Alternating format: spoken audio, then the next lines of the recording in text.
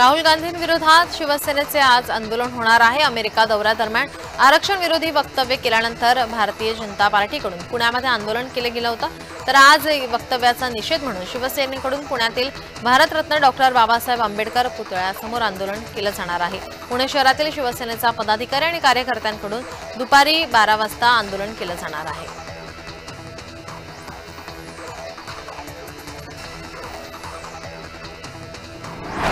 धाराशिवमध्ये मुख्यमंत्री एकनाथ शिंदेंच्या दौऱ्याच्या पार्श्वभूमीवर शिवबाटा गटाला धक्का बसणार आहे। शिवबाटा गटाचे तालुका प्रमुख शिवाजी कापसे यांनी राजीनामा दिला आहे। मुख्यमंत्री एकनाथ शिंदे यांच्या उपस्थितीमध्ये परंडा येथे ते शिवसेनेमध्ये प्रवेश करणार आहे। धाराशिव विधानसभा मतदारसंघामध्ये शिवाजी कापसे निवडणूक लढवण्यासाठी इच्छुक आहेत।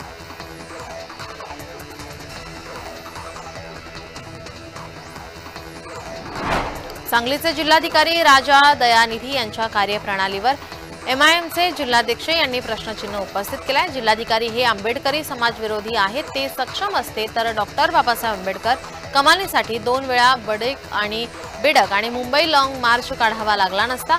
याशिवाय नैसर्गिक आपत्ती, पाऊस, दुष्काळ, अवकाळी याबाबत उदासीनता आहे। त्यांच्या कार्यकाळामध्ये कोणती ठोस पावली उपाययोजना झालेल्या नाहीत। त्यांच्या कार्यकाळामध्ये अनावश्यक शस्त्र परवाने देण्यामध्ये आल्याचा आरोप एमआयएमचे जिल्हाध्यक्ष डॉक्टर महेश कुमार कांबळे यांनी केला आहे।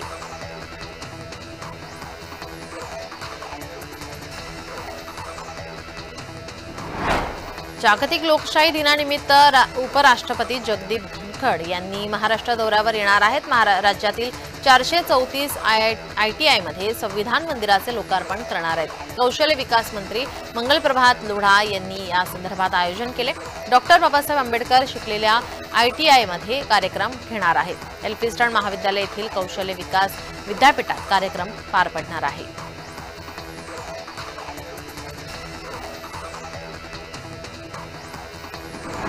भाजपा राष्ट्रीय अध्यक्ष जेपी नड्डा मुंबई दौऱ्यावर आहेत। केंद्रीय गृहमंत्री अमित शाह यांच्या मुंबई दौऱ्यानंतर जेपी नड्डा मुंबईमध्ये येत आहेत। दौऱ्यादरम्यान जेपी नड्डा यांची भाजपा नेत्यांसोबत बैठक होणार आहे। जेपी नड्डा आगामी विधानसभा निवडणुकांचा आढावा घेतील। मुख्यमंत्री एकनाथ शिंदे यांच्या वर्षा आणि उपमुख्यमंत्री देवेंद्र फडणवीस यांच्या सागर निवासस्थानी विराजमान झालेल्या बाप्पाचं दर्शन ते घेणार आहेत। दुपारी जेपी नड्डा हे लालबागचा राजा, चिंचपोकळीच्या चिंतामणीचं दर्शन घेतील आणि त्यानंतर बांद्रा येथे आशिष शेलार यांच्या सार्वजनिक मंडळातील बाप्पाचं दर्शन घेतील।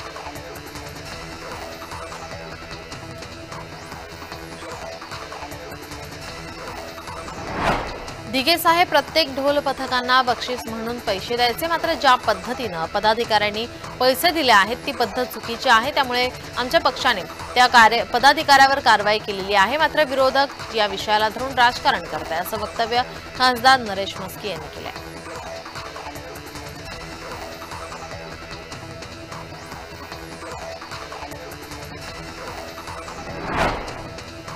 ज्योती मेटे या बीडमधून लढण्याची शक्यता वर्तवली जाते, त्यावर आता चर्चांना उधाण आलंय।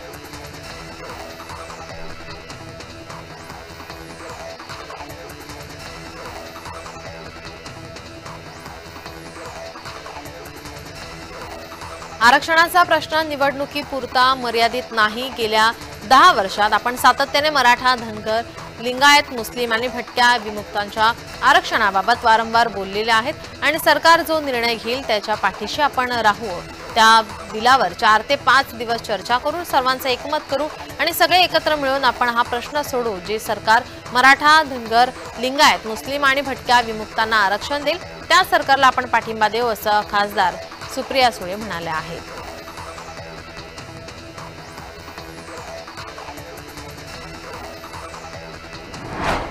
केंद्रातील एनडीए म्हणजे मोदी सरकारने केंद्रशासित प्रदेश असलेल्या अंदमान निकोबारची राजधानी पोर्ट ब्लेअरचं नामांतर करण्याचा निर्णय घेतलाय। केंद्रीय गृहमंत्री अमित शाह यांनी आपल्या ट्विटर अकाउंटवरून या नामांतरणासंदर्भात घोषणा केली आहे। आता राजधानी पोर्ट ब्लेअरचं नाव आता श्री विजयपुरम करण्यात येत असल्याचं अमित शाह यांनी म्हटलं आहे।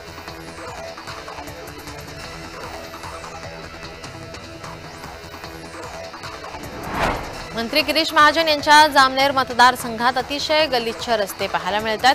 महाजन अलिहा तांडा गावात गेले होते आणि दरम्यान गावामध्ये पोहोचल्यानंतर त्या ठिकाणी असलेल्या रस्त्याच्या दुरावस्थेबाबत त्या ठिकाणी असलेल्या काही तरुणांनी रोष व्यक्त केलाय। सोशल मीडियावर हा व्हिडिओ तुफान व्हायरल झालाय।